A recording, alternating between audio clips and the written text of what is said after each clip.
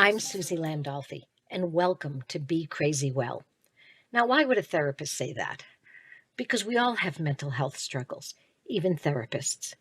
The good news is we have so much more information about how we can be crazy well. On my podcast, we don't focus on what's wrong with us. We want to know what happened to us. We're going to explore how trauma affected us, both negatively and positively. That's right. I said positively. It's called post-traumatic growth, and it's a real thing. Be Crazy Well will share mental health wellness practices, the newest mental health research, and most importantly, how we all get to create the person we deserve to be and the life we deserve to live. So join the mental health evolution and be crazy well.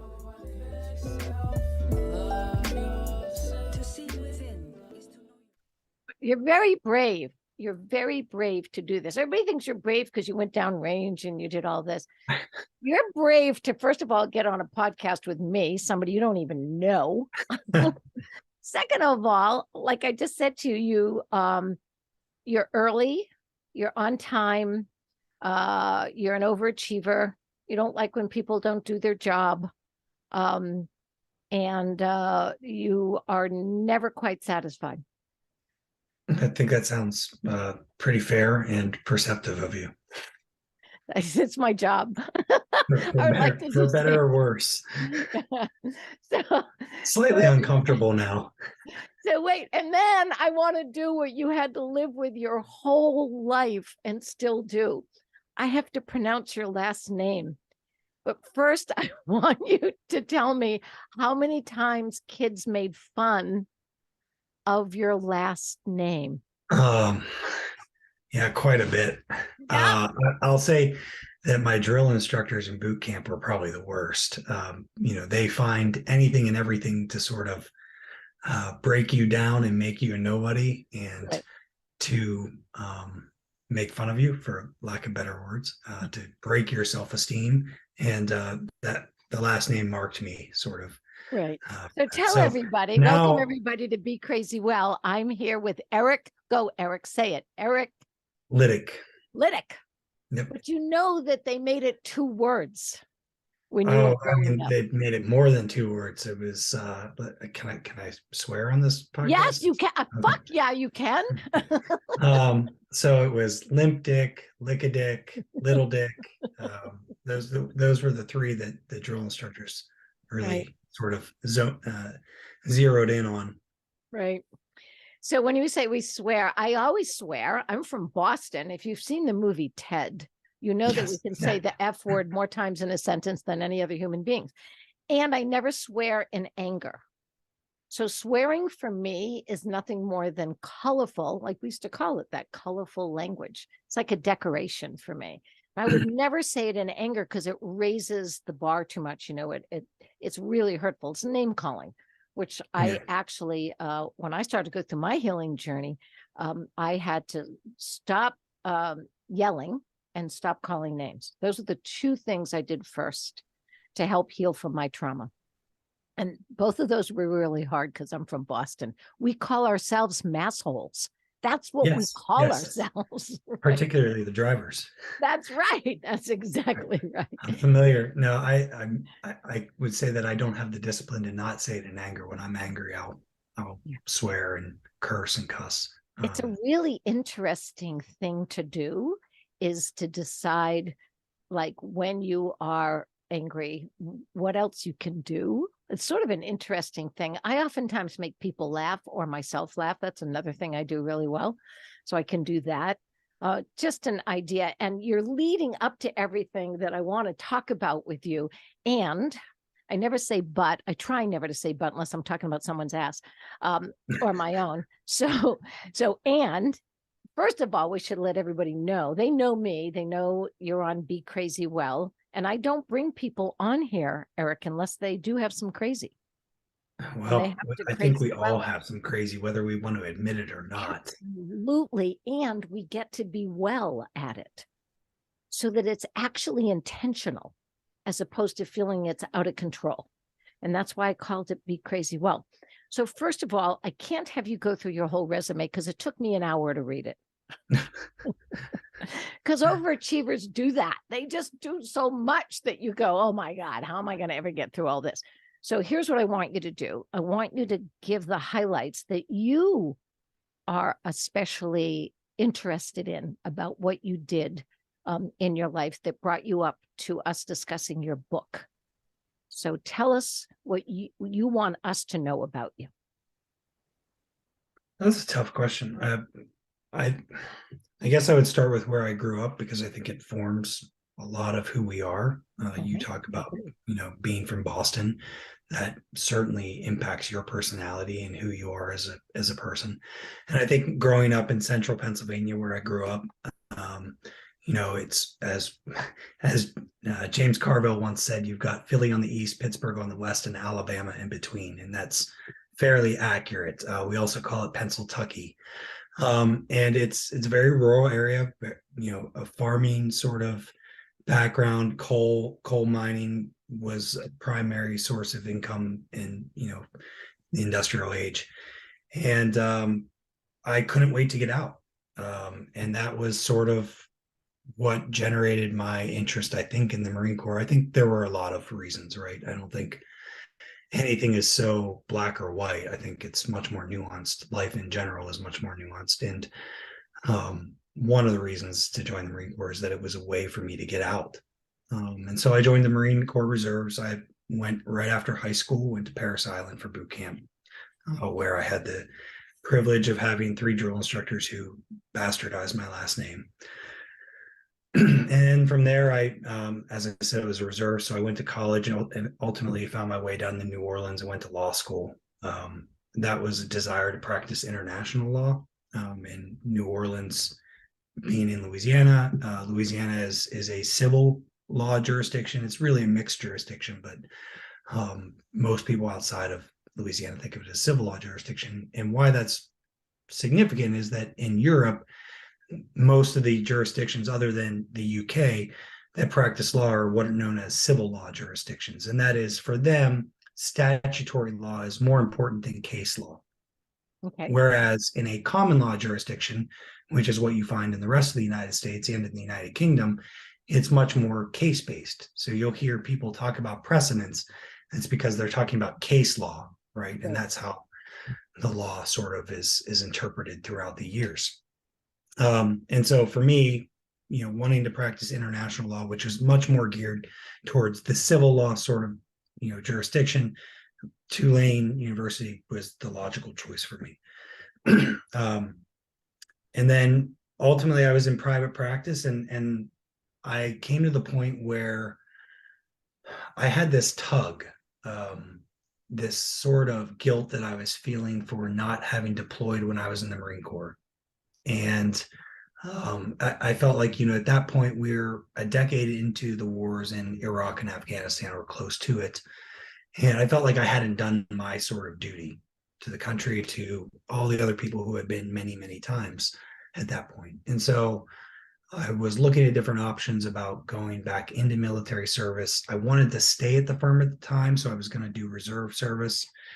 And I looked at the Marine Corps, I looked at the Department of the Navy, JAG Corps program, and unfortunately the Marine Corps training pipeline requires a year-long training between officer candidate school, the basic school, and then Naval Justice School. It ends up being a year-long.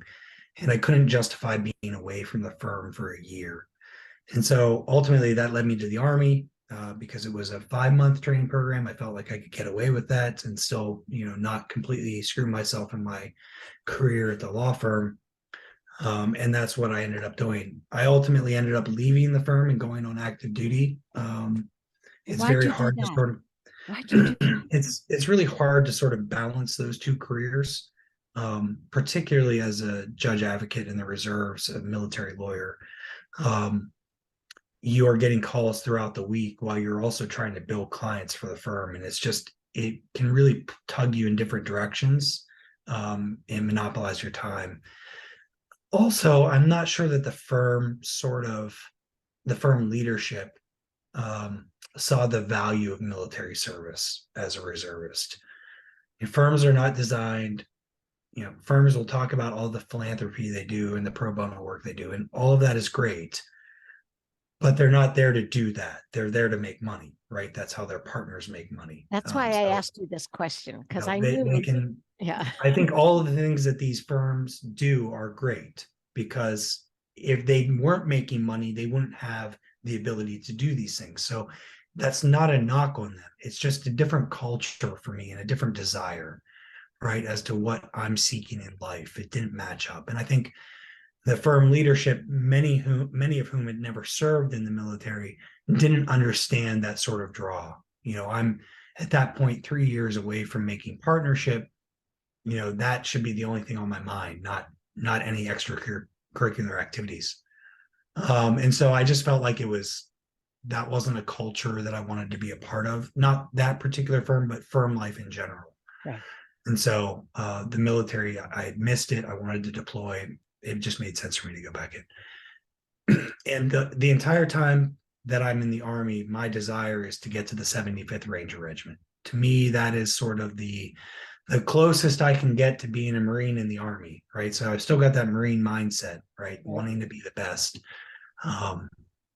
And so I wanted to be the best that there was in the Army. And to me, for a judge advocate to get into a unit, that was the one, because they require you to go through the same training, the same assessment and selection that an infantry officer would be required to go through. So you're not sort of just assigned to this unit by, a big HR. You have to actually go through this process and be selected. You're telling me that you actually can't be a hypocrite, that you literally got to be able to do what the men and women are doing that you're going to be serving with? Is that what you're telling me? Yes, you have to be able to hang with them. I would say. Right. I don't want to give anybody the impression that I was as good as some of these, people, because I say it, I think, in the acknowledgement section of my book. At 75th Ranger Regiment, I was surrounded by giants, and I firmly believe that it was an absolute privilege for me to be in that organization. I'm blessed to have had that opportunity to be able to call myself an Army Ranger, and it is by far the pinnacle of my career. But of course, it also comes with some consequences, and those consequences, of course, form a substantial part of the book. Right. And we don't want to give away everything in the book because we want everybody to read it. It just came out and I haven't had an opportunity to read it. So the good news is I'm like everybody else listening to this now. But the actual cut line of the book, and I'm going to read it here, which I think is important. An unflinchingly vulnerable memoir, all the memories that remain, war, Alzheimer's, and the search for a way home, stands witness to one man's fall from grace and his journey to find meaning in what remains. So you just opened up a whole wonderful can of worms for me, because I'm a therapist. And when you write the line, one man's fall from grace, I want to know what friggin' ledge you were standing on that you fell from, and what does that mean? And then that search for meaning, which actually you already told us you're a man that searches for meaning. You already told us that you left this law firm where you're supposed to make a lot of money and to someplace else, which you're not going to make a lot of money, but you're going to do some great service. So that makes sense to me. Finding meaning, actually creating meaning. Like sometimes we don't find it. We literally create the meaning of our lives. And you created this book. So if you want to share any more about your story, about how you got, or what you've been doing while you've been home or once you left, because you're not in the military, you've retired. Is that correct? Correct. Okay. So do you need to share any more about what's happened from the time you left these giants? Because I'm only 5 feet. Everybody's a giant to me, so that's easy to reason. That the point, though, if you want to give us a little context about what it was like to leave that, and where, sort of a quick synopsis of where you got to this moment with me, that might be helpful. So obviously I don't want to spoil the book, but I'll kind of walk through a synopsis of sort of what the book is addressing. And so I deployed several times with 75th Ranger Regiment to a overseas task force that that performed counterterrorism missions in Afghanistan. And counterterrorism missions, in my view, is synonymous with capture or kill, right? That's effectively what you're doing. You're looking for individuals who are undermining the regime, the government of Afghanistan, or who are looking to sort of take extremist acts against the United States or somewhere within Afghanistan, right? So that kind of just keep it generic. So you're looking for those individuals and you're trying to either capture them or kill them, whatever the situation presents. And when I came back after my last tour had some pretty hard circumstances. In particular, a week in August that was probably the most challenging week in my life. And when I came back, I realized very quickly that something was wrong in me, that something was not the same anymore. And it was sort of this absolute numbness, but just despair, a hollow sensation, just feeling lost. And so I immediately went and scheduled an appointment with our regimental psychologist. And over the course of several months talking, he ultimately determined that I had post-traumatic stress.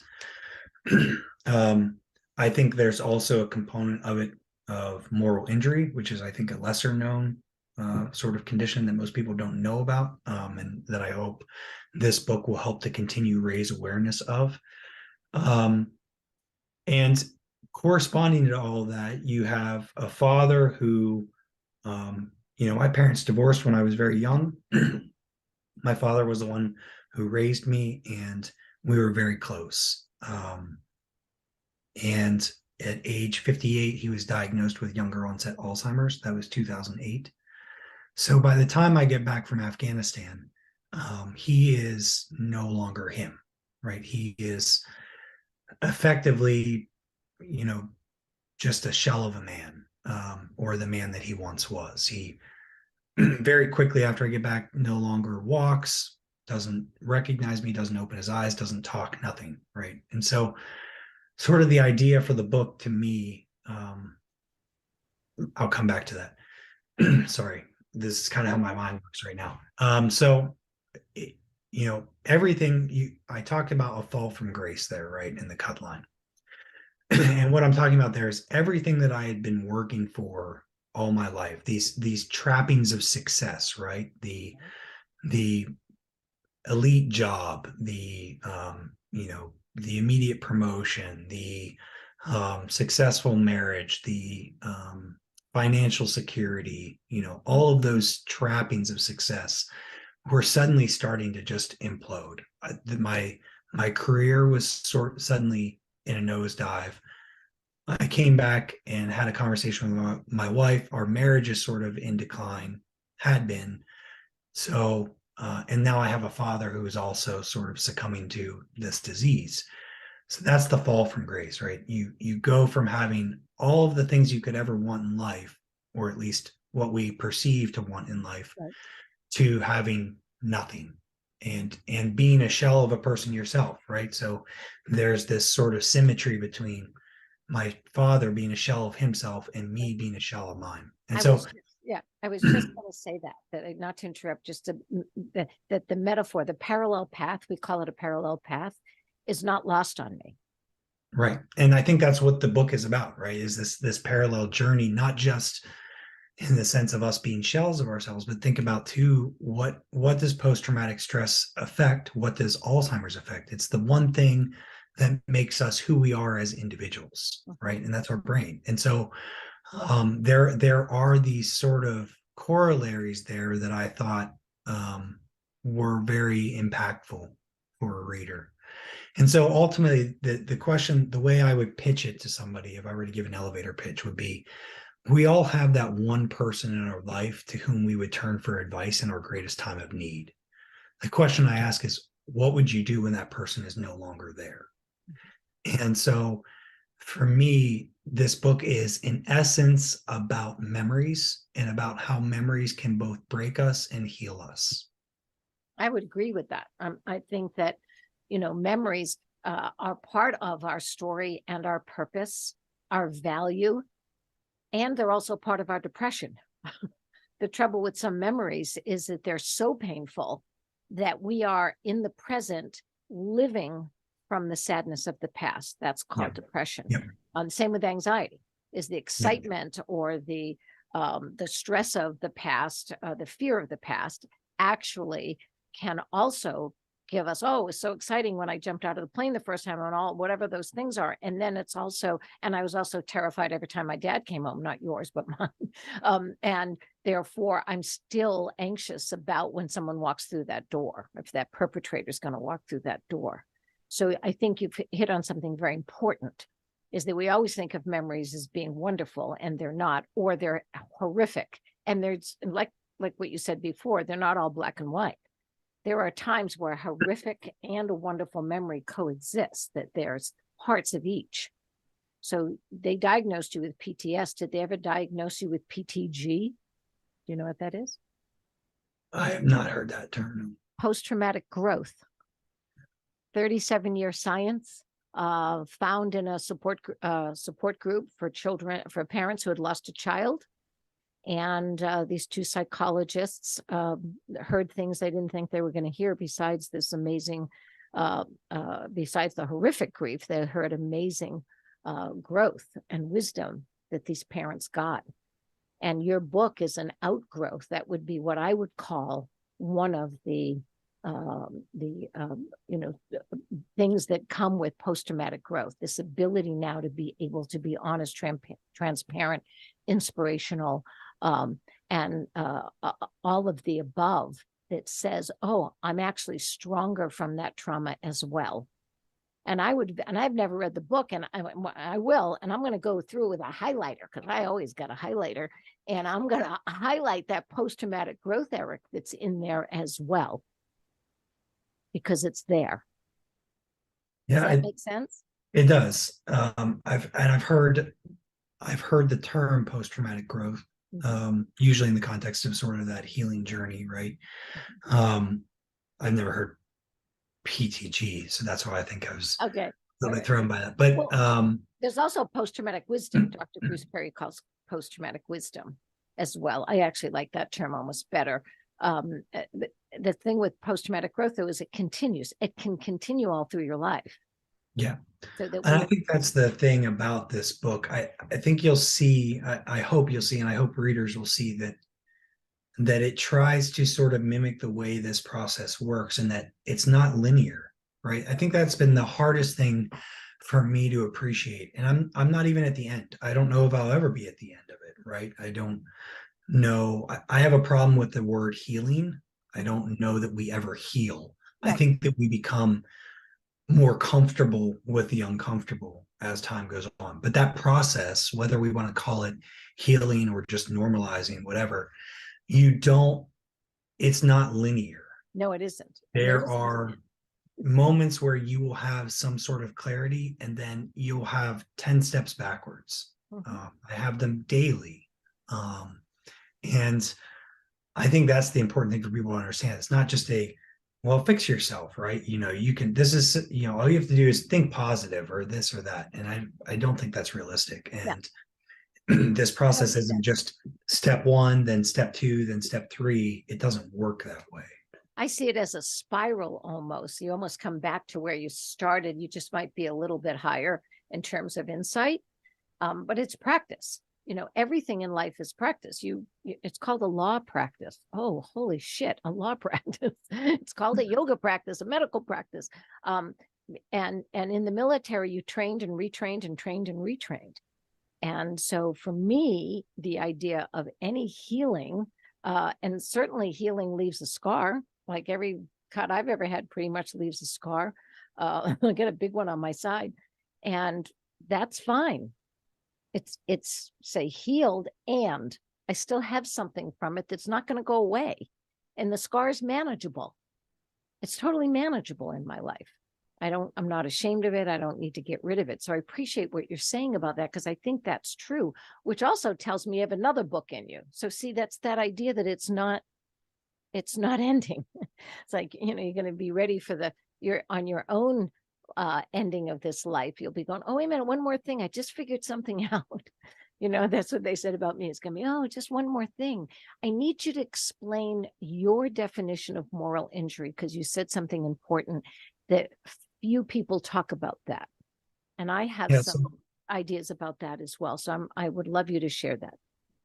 I think it's good to use an actual definition. I should have pulled this up. That is sort of established or understood as being the definition of moral injury, as opposed to me just spouting off. Except you felt it. So if you even want to talk about what you felt, that you knew. Yeah, I said to me something when I knew something was wrong. For me, there was.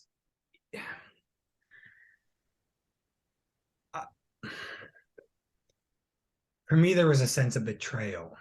There you go. Of myself, right? And whether that betrayal was external to me or internal, it was one that was felt. And so I felt, I would say, two of the emotions that I felt strongly were these notions of guilt and shame, right? And they're very different. Yes. Guilt is the feeling that I have done something wrong. I go out and stab somebody. I've done something wrong, right? I feel guilt over that. Shame is much more about me as a person. I am a bad person because I went out and stabbed somebody, right? The two often go hand to hand, but they're very different, and they're treated very differently from what I understand. Again, I'm not a clinician, but my understanding is that the two, you approach them somewhat differently because of the focus, the object of their focus. Somebody can do something, they can stab you and you can feel shame. That's interesting. You can actually feel guilt when someone does something to you. It's one thing when you do it to somebody else. Right. You can be brought up to believe that you're wrong just for being alive. Or you can feel guilt even if you haven't done anything, period. Like, think about survivor's guilt. You'll have individuals who have been in combat environments who lose a friend who is, blown up in an IED on a convoy, and they'll feel the survivor's guilt, even though they had nothing to do with the entire circumstance, right? But they will feel that, and it's very real. And that's not for anyone else to say, oh, I think people want to help, but they don't know how because they don't understand it. And I think, to me, that's the goal. Like, with this book is two-part. One, I want people to understand, to actually have some empathy and understand what another person is going through, in this case me, but obviously other people who share my experiences or similar experiences. And then two, my goal is that if this book can touch one person and help one person feel less alone, then I will have succeeded. And I mean, I was just going to say, it's about connection. It's, everything's about connection. It's about connection, and it's also about the reader, particularly somebody who's had their own trauma or their own grief, whatever the cause. It doesn't have to be war related or Alzheimer's related, because I think there's a universality here, is for that person to feel seen, feel heard, to feel validated. So what mothers can do, so I'm going to go a little bit deep here with you. You said you were brought up by your father, means your mother wasn't there. And I don't know if by choice or she died, or even by not choice, just that she couldn't do whatever it was. To have a parent betray you, leave you, not do what they promised to do, can bring up all that you just shared. That you're not seen, you're not heard, you're not valued. That in and of itself is your first basic training. And so now you're down to one parent, and that parent, you come back and he's not there. He's there and he's not there. Yeah, I don't want to suggest that my mother wasn't there or wasn't raising me as well. What I mean by that is that he was the primary caregiver, right? So I had visitation with my mother, but he was the one who was there all the time, right? And again, my mother, I love her. She's there for me. She was there for me if I needed to call, but again, I was living with him full time. Now, but I think this raises an interesting point. I think you talk a lot about sort of an individual's childhood experiences, particularly childhood trauma or post-traumatic stress sort of trauma from a childhood, can make an individual more predisposed to post-traumatic stress at a later point in their life. Sure can. And I And think that physical the hardest thing for me, health. and I'm not there yet, my therapist and I have talked about sort of my childhood and experiences in my childhood and how they, sort of impacted me later in life. And there is a point in the book where I talk about this, and it's I think sort of the aha moment of the book, the apex, so to speak, and or the climax. And I think that for me, it was very hard for me to accept that anything in childhood impacted me in such a way that made me predisposed to this experience in Afghanistan or response to my experiences in Afghanistan, because it felt like betrayal. It felt like I was betraying my father's memory Right. by blaming him at all Right. for the things that happened to me in childhood. And look, I think my mother and my father were both loving. My mother's still alive, so I don't want to say past tense, but they're both loving individuals, right? Mhm. And they loved me, and they would give to me whatever I wanted, but they had their own problems, right? And Exactly. That's they exactly were right. doing the best that they could, as most parents do, right? It's right. They're Me no too. one's I'm no perfect. perfect parent. Like, I'm not even a perfect grandparent, but I'm pretty close. Are this you is a the reason dad? I don't have children. I don't want to screw them up. I don't Right. want to screw another human up so badly. Well, you can do Um, it's like salsa. It can be mild, moderate, or severe. So you can yeah, screw them up mildly. That's I okay. mean, obviously they were trying to do their best, but the reality is that there are things that you learn as a child or that you pick up on that you don't realize that That's affect you later in life. that's true. And I still haven't internalized that, right? There is a distinction between intellectually knowing something and internalizing that. And there are many things I intellectually know as part of this process that I have not internalized yet. I'm still very much at the beginning of this sort of chapter of my life, or this new chapter in my life.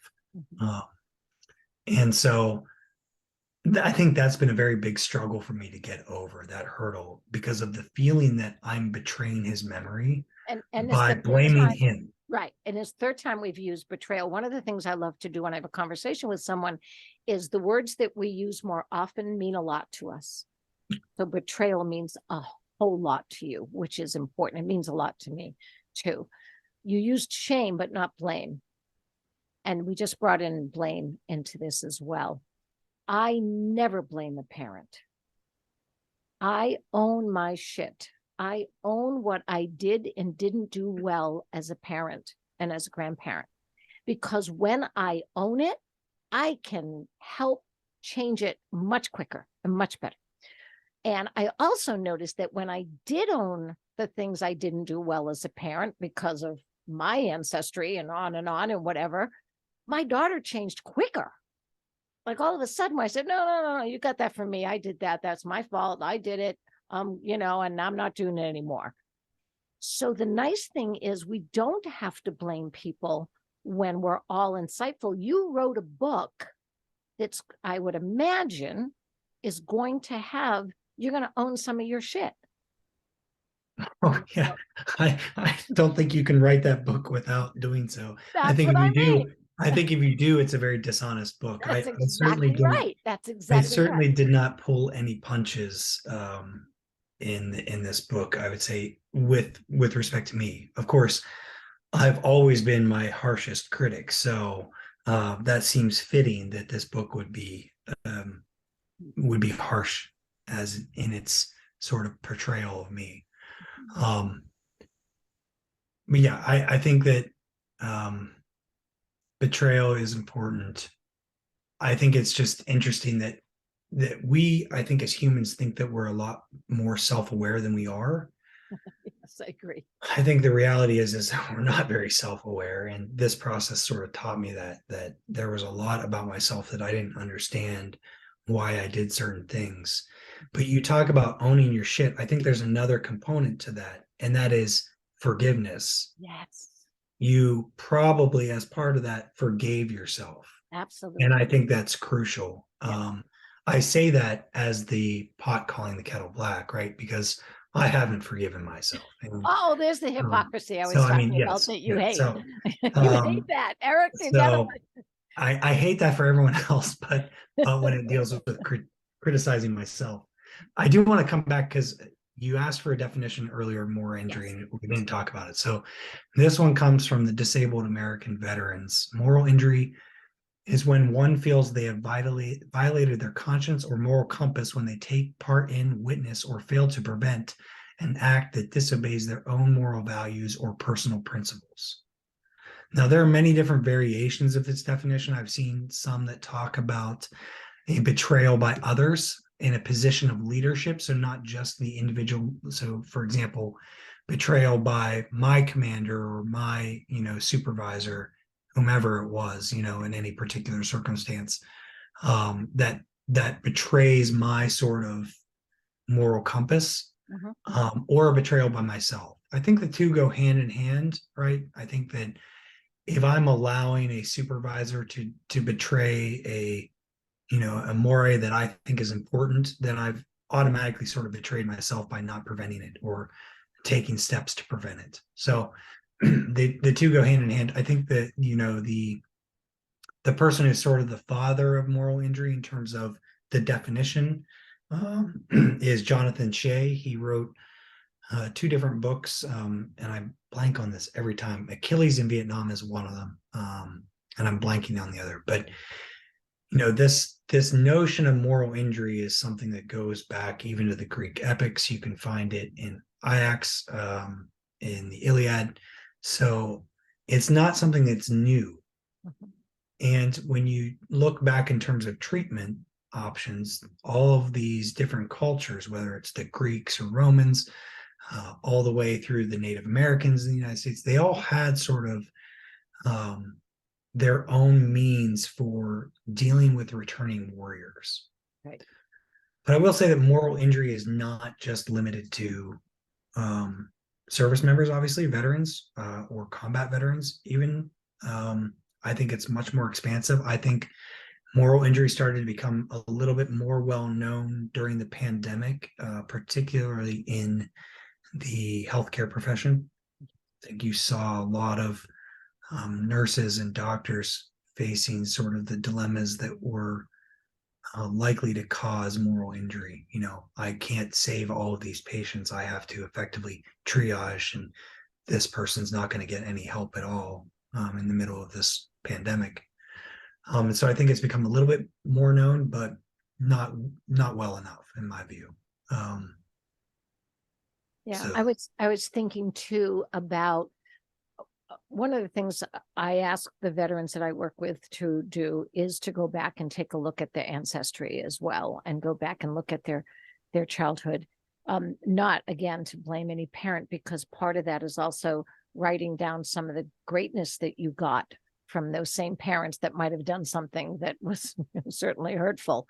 I got two of my greatest superpowers from my very abusive dad. That's just a fact. Like, I can see both. And when you talk about insight and clearly being able to see yourself, it actually helps you see other people more clearly. I do think of a moral injury too for children when they are told over and over again, I'm your dad, I'm your mom, I love you, I'll take care of you. And then that doesn't happen. And I'm standing next to a veteran who's standing on two prosthetic legs telling me that he was locked in a closet when he was 4 years old for 3 days. And he will go back to the range, go back down range, knowing he's going to lose those two legs. He'd go back tomorrow, he said, but I'll never go in that closet. Like that injured me more than losing my legs, because the people who are supposed to protect you didn't. And so there's that kind of injury as well.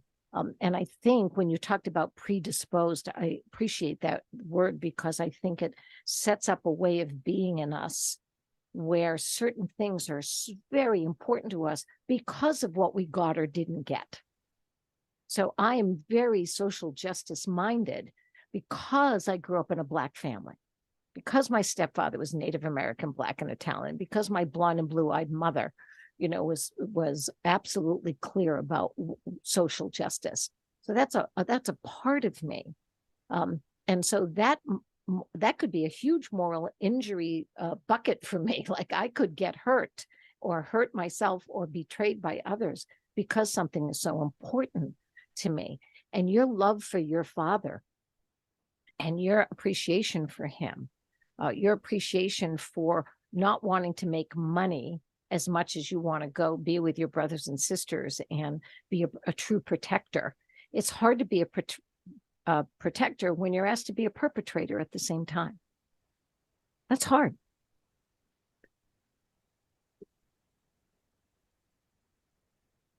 Yeah, I think there's more to all of this, right? Yeah. It's I'm so glad we just like light conversations, you and I. I mean, days long conversations, but there's certainly discussion in the book about sort of the process for my decision making to go back into the military, my desire to deploy. I think, and I'll go back to this time and again, that our decisions in life are often more nuanced than we think they are. And, as I dug through sort of the detritus of that history, I realized that there were other things in that decision that were motivating me and not recognized at the time, but recognized with the benefit of hindsight. And so I don't want to discuss those because I think it's something that should leave sort of for the book and the natural arc of the discussion. But yeah, I think that there are so many things from my childhood that put me in a position where I had if not clinical predisposition, certainly a personality disposition that would make me likely to have a response to traumatic events. I agree. And I think that most people do, and I think it's poorly understood. I think it's poorly prepared for. Yeah, well, that's a different issue, right? But I think we have to understand it before we can prepare for it. I mean, yeah. So I'll give you an example. And it makes me think of a podcast that was recently done by Apple about a Navy SEAL. And I have to include this word as much as I don't want to, alleged war criminal. And there was discussion in there about special operators and generally their lack of empathy or compassion, right? Because these are the people we want to not be afraid to pull the trigger when they need to kill another human being. I got that, right? I think the podcast talks about sheep versus wolves, right? In the 75th Ranger Regiment, you go through personality inventory. There's various breakdowns of that. And one of the breakdowns that was shared with me was, for me personally, was the scale that included compassion. And it's a scale of 0 to 100. 50 is the average American, and where I scored in relation to where the average Ranger scores. And the average Ranger was very much near the bottom end of that range. I won't provide the specific number or the standard deviation, but I, on the other hand, scored an 89. And I can't help but think that sort of personality quirk of mine made me, at least in part, predisposed to having an adverse reaction to traumatic experiences in Afghanistan. And I think that we need to do a better job of understanding not just those sorts of personality quirks, but also the things from our childhoods that may make us more predisposed to having bad reactions or to developing post-traumatic stress. Because I think only then can we start to identify, okay, what are the ways that we can train to prevent that sort of response? And it's not, I don't want to, I think this is the reason I don't like using disorder as post-traumatic stress disorder, right? I prefer using post-traumatic stress. And the reason is because at first I thought my response to what I experienced in Afghanistan was abnormal. And then somebody made the point, no, No. your response to what you experienced in Afghanistan was normal. Very. It was an abnormal experience and you had a normal response, right? It's not the reverse. That's right. This isn't a normal everyday experience. I mean, it is in combat, but this isn't a normal everyday experience for a human. Your response was not abnormal to that. And I think that's a crucial way of thinking about these things. And I don't think it's limited to combat. And I do really want to sort of emphasize that, because I think this book, I think people get scared away if they see war and Alzheimer's in the subtitle and they'll think, well, this book isn't for me. I think this book is for you if you've had any sort of trauma or grief in your life, period, no matter what the cause. And the reason being is I think that post-traumatic stress, or at least normal responses to traumatic events that can lead to depression, anxiety, whatever it may be, are far more prevalent than we realize and happen in jobs that we don't even realize. So I think in the military, people always talk about combat veterans, but I think this is just as likely to happen to a lawyer who's never deployed overseas in the Army. Yeah. And I think it does. I think it's underreported. I think it's unknown how many it's affecting in the Army. Well, that's why the suicide rate is going up in non-deployed. Yeah, I think, I mean, so think about, I'll just give you an example. In the Army, military lawyers do what we call military justice, which is criminal law, okay? You know, you think about any prosecutor or defense attorney out in the civilian sector and think about all the types of cases they handle. That's what we're dealing with. And you can't tell me that an attorney who sits and has to sift through child pornography or photos of child abuse for months on end isn't going to have secondary trauma from that. Absolutely. Or has to listen, a special victims counsel who has, 15, 20, 30 sexual assault clients, and they're reading this information over and over and over again about these sexual assaults, that they're not going to have some sort of effect from that. Right? And think about some of them, most of them, 1 out of 3 women, 1 out of 3 men were sexually assaulted themselves. So, right. So then you've got the triggering aspect of it. That's exactly right. You've activated something that your business doesn't want to talk about. And I want to go back to what you said so brilliantly, and I'm still not clear why the military won't do it. If you're going to put someone through basic training and you're going to help them be the best they can be as a protector, why wouldn't you want to give them all the information about what happened to them, how it affected them, both positively and negatively? Meaning, when I had to protect my sister from my father, that made me a great soldier. If I was going to be one, that would have been a great thing for me to know, that I go towards someone being hurt. Okay. That's how I was trained as a kid. I was the one that was going to do that. What I also need to know is that when I come back home, when I come back to the scene of the crime back home, I need to know how that's going to affect me. So if you give me all the information, think about what I could possibly do, knowing where I belong, what can happen to me, what can be activated. If we're not afraid to talk about what happened before, during, and after the military, you're a whole person. All of it deserves to be discussed. So your book is important for everybody. It is important because it's going to give them a process, Eric. It's going to give them a frame of reference that they deserve to go and look at everything that happened, so that if they fall from grace, they don't see that they've fallen down forever, that they have fallen only because this is a time to go. It's like climbing a mountain. You have to go down in the valley to get to the next peak. You're not going from peak to peak. No one is. So it's that important part. So you're not caught off guard. Isn't that what you learn in the military? That's great. Hypervigilance. Let's know what's coming around. Plan for it. That should be part of our mental health practice every day. Yeah, I think it's I don't want to criticize the military too much. Why I say that is I think there are a lot of good people in the military in positions of leadership who truly do want to look out for their people, Yes. um, and want to do right by their people. And they're just faced with an impossible task a lot of times, being pulled 1,000 different directions in a monolith that's primary mission is to win the nation's wars, right? And so I think when you're trying to do that, you have 1,000 different demands for your attention. I guess my thought would be the Army wants to use the hashtag people first, right? That's the current hashtag that goes around. Then they should be the priority. And that means more than just sort of what we would say in the military, checking the block, right?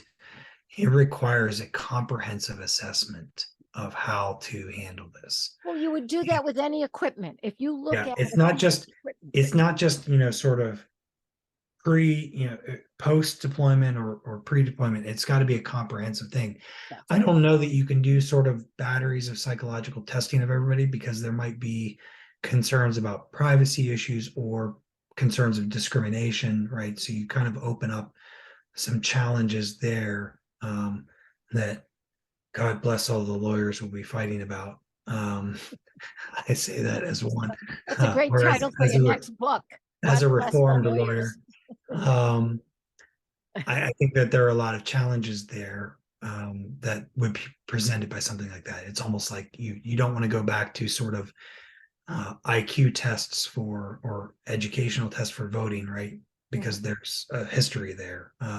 You don't want to do the same sort of, or at least a comparable thing for people who are entering military service, because you worry about the consequences of that information being out there. But I do think that we need to do a better job of preparing people for what they might experience and what the reactions to that might be. And we need to continue to fight. I don't know that we'll ever overcome it, the stigma associated with asking for help. Oh, Right. I don't in think my we're ever going to song. get over that. I know. But I don't know, in my, between 2000 and 2022, I don't know that I saw a huge difference in how mental health conditions are treated. I mean, we can go through all of the talking points that I think leaders would use in testifying to Congress, for example. And I got it. Okay, sure. Those are data points that you can point to, but there's a certain feeling, right, that you have, an intuition that things haven't changed. And I would argue things haven't changed, right? There's still a stigma. Now, I will say that I think there are leaders who are better adept at handling those situations. I was blessed to be surrounded by them, whether it was at 75th Ranger Regiment, where I had numerous individuals who supported me as I was sort of seeking out help. And when I first pushed out a piece in an online publication called War on the Rocks, I had sort of an outpouring of support from individuals at that unit, individuals who I thought would sort of laugh at me for saying these things. And that was monumental to me. And then I had great leaders who supported me every step of the way as I was seeking treatment or deciding that my career was probably over and that I needed to have an evaluation. So I was blessed to be surrounded by those leaders, but I can say that not everyone is, and that's the problem. Yeah. And those people have no business leading other human beings, period.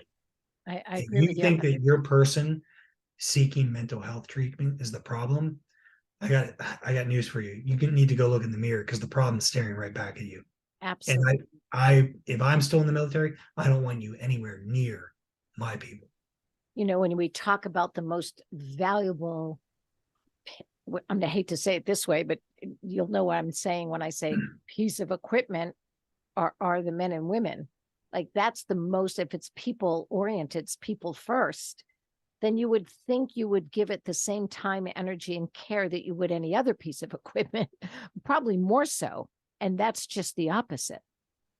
And so I appreciate what you're saying, because it's just common sense to me. So if you don't even want to put any sort of humanity in there, you could just say practically, pragmatically, the stronger our men and women are physically, emotionally, intellectually, and spiritually, the better we are going to win those wars. The better we're going to have a fighting team that's also going to be able to come home and continue to be of service. You don't enter the service. Eric, you didn't enter the service. You're a person of service. That's what you do. That's who you are. And that's why I choose to hang out with all of you. You make me better, and you help me be of service. I mean, I don't want to malign, again, the Army, Navy, Marine Corps, Air Force. I think we're trying to make it better. I don't think we're maligning it. Yeah, I'm not suggesting that. Again, I want to make clear that I think that there are a lot of leaders who are trying to do the right thing. Right. Sometimes it's just made very hard for them to do. And I think that we need to, I think part of the first step in that is treating mental health conditions like post-traumatic stress as the injuries that they are. You know, if somebody lost a limb in combat, or even not in combat, in a training incident, right, and they were sent off to the hospital to be treated, and the hospital said they can't do anything for the next 6 months, a commander wouldn't question that. They would probably be annoyed because they lose somebody, but they know that's the right thing, right? If you had a psychologist say the same thing about somebody with mental health, the commander would be like, no, they're going to be back in here next week doing their job. We don't treat it the same, and that's the problem. And I'm just as guilty. You know, earlier I said that the people who think that mental health isn't an issue and that people shouldn't get treatment or speak up out about it need to look in the mirror because they're the problem. I'm just as guilty of that, because, you know, I think back to how I reacted to initial news reports in 2010 that drone pilots flying drones from Nevada were experiencing symptoms of post-traumatic stress. I laughed. I thought it was a joke. I was like, you've got to be kidding me. These people aren't experiencing any real threat to their life. You know, they're not facing any danger. How can this possibly be? This is a joke. Yeah. And then I came back in 2018 and I'm like, holy fuck. What a moron I am. And that makes the shame a bit worse, doesn't it? Yeah. Right. Because we all sort of engage in that comparative suffering. Yeah.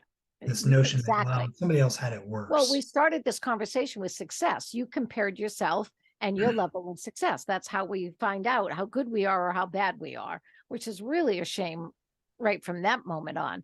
Listen, we've already gone a little bit over, which I'm so grateful for. And I want everybody to remember the title of your book that just came out, and it's all over the place, which is wonderful. All the Memories That Remain.